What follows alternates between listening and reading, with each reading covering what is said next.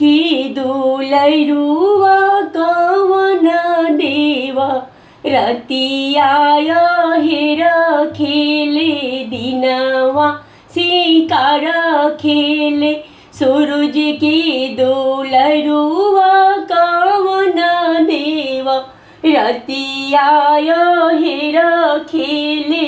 दिनवा सिकार खेले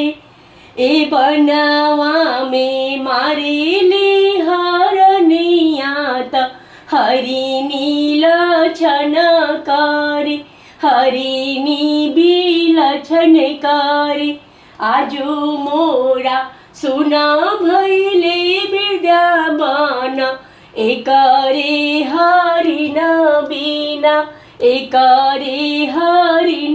बिना जैसे सुन लागेला भवनवा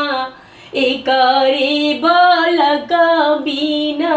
एकरे बालक बिना ओइसे सुन भैले मोरे आंगन घर एकरे व्रत बिना छठिया व्रत बिना ओइसे सुन लागे मोरे आंगनवा त एकरे व्रत बिनु छठिया व्रत बिनु आदित्य कीधु लैरुवा कवन देवा रतियाय हेर खेले दिनवा सिकार खेले बनवा में मारेले हरिणवा त हरिणी लक्षण करे हरिणी बिलक्षण करे जैसे सुन लागेला भवनवा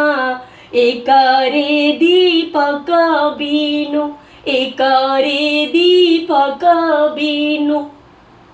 ओइसे सुन भैले मोरे वृंदावन एकरे हरिण बिनु एकरे हरिण बिनु ओइसे सुन